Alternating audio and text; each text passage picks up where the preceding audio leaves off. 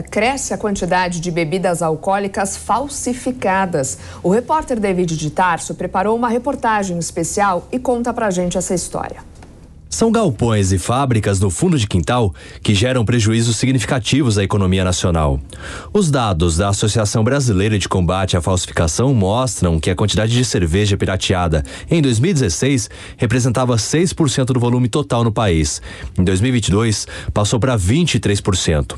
A falsificação de bebidas destiladas subiu de 30% para 43% no mesmo período. E um outro levantamento realizado pela Associação Brasileira de Combate à Falsificação mostra que lá em 2016, ao longo de todo o ano, foram descobertas 12 fábricas clandestinas de bebidas alcoólicas.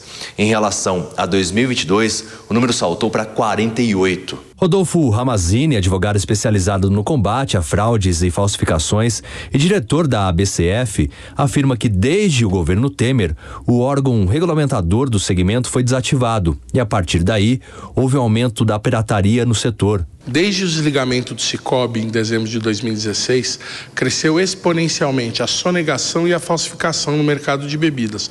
Obviamente, por não se estar rastreabilizando o que é produzido nas fábricas, faz com que as quadrilhas de falsificadores tenham mais facilidade para obter insumos, para falsificar produtos e, obviamente, também a arrecadação tributária não sobe, porque o governo não consegue saber o que está sendo produzido de fato nas fábricas legalmente estabelecidas. A sonegação de impostos no setor de bebidas cresceu 192% nos últimos 6 anos, segundo o levantamento da ABCF. Nós estimamos que o governo perdeu já 45 bilhões de reais ao não estar rastreabilizando a produção de bebidas no Brasil.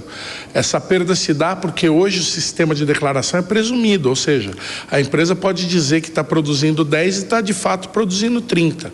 Na época que o Sicob funcionava, era impossível isso acontecer, porque a Receita sabia em tempo real e conseguia rastreabilizar o que estava sendo produzido nas empresas e isso era tributado de maneira correta. Ainda de acordo com o advogado, as medidas adotadas pelo setor econômico do governo Lula para tributar alguns setores nem seria necessário caso houvesse maior fiscalização no segmento de bebidas. Se o governo voltasse com a rastreabilidade no setor de bebidas, incrementaria em muito a arrecadação de impostos, podendo até rever certas mudanças que estão sendo estudadas aí na reforma tributária que vão aumentar os impostos sobre o setor privado.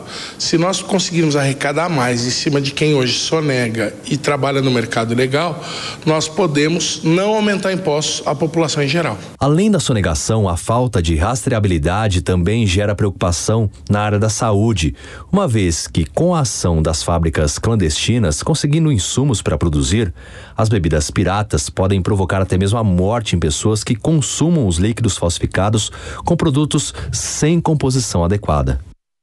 Os dois lados nessa história, né, Segre? E você, como um argentino nato, eu imagino, deve conhecer bastante rótulos de vinhos, né? E aí a gente mostra, de um lado, a qualidade do vinho, né? Falando-se em bebida alcoólica, e do outro, já esse risco na saúde, como nunca se falou tanto em falsificação de bebidas alcoólicas, mostrando aí que bateu recorde agora aqui no país. Como pode, né, ainda isso acontecer? Mas você sabe que aí tem duas questões que devem ser avaliadas. A primeira questão é tributária, muito bem explicado pelo advogado que participou da entrevista, em que até 2016 existia o que se denominava controle de evasão. Esse controle estava colocado nas fábricas, nas produtoras de bebidas. Então era muito fácil para a Receita Federal ir acompanhando exatamente o que era produzido e tributar em função dessa produção. Mas eu lembro que na época tinha muita pressão das próprias fábricas para que isso não acontecesse, ou pelo menos de algumas das fábricas. Teve alguns casos, inclusive, bastante controversos em termos tributários de algumas fábricas nessa época. A outra questão é mais preocupante, porque aí envolve a saúde pública.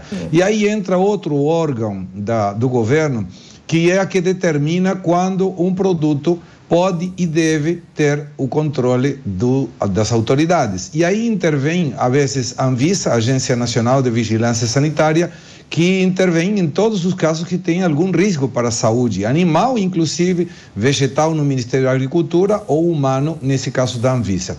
E é importante porque deixa um controle muito maior, por exemplo, quando esses vinhos que você menciona, da Argentina ou do Chile, que tem um mercado muito grande, eles querem ingressar aqui no Brasil, eles devem fazer registros da empresa importadora, aonde será armazenado e também um registro específico do produto. Isso deveria ser feito também para o controle daquele produto que não é importado, mas que corre o risco de afetar a saúde pública. Então aí temos sim uma necessidade, talvez de uma legislação na questão tributária e muito sim importante na questão da saúde e no controle da saúde da população. Uma certa vez eu fiz uma reportagem a respeito também de falsificação e o rótulo é muito parecido. Você pega um rótulo de um vinho, né, original, por exemplo, né, se falando de vinho, e o rótulo de um vinho falsificado, eles conseguem fazer exatamente detalhes do vinho original. Por isso, na hora, né, de você comprar, acaba confundindo sim o consumidor. E tem todo detalhes, né, desde o transporte, o armazenamento desse vinho, como ele é transportado até chegar nas lojas, né? E aí, como você disse, essa questão da saúde é muito prejudicial para quem consome um vinho que é contrabandeado e ilegal, né, Segré? Mas aí intervém também a necessidade do consumidor, Soraya, dele comprar em lugares que tenha certeza que tem uma origem e uma rastreabilidade do produto séria. Porque muitas vezes a gente observa publicidades em redes sociais que te encaminham a lugares que não têm histórico. Sim. Ou que, de repente, mesmo inclusive, em alguns casos, entregando nota fiscal, eles burlam a lei entregando um produto que não é da qualidade. Isso não é o maior problema. O problema é que pode afetar a saúde. Então, temos aí uma necessidade do governo colocar um pouco mais de controle e o consumidor também avaliar de onde ele está comprando o produto, que muitas vezes, por poupar uns reais, coloca em risco a sua própria saúde. Exatamente. Justamente esses vinhos falsificados são oferecidos aí em valores muito menores do que de fato são, né? A gente volta a conversar daqui a pouco.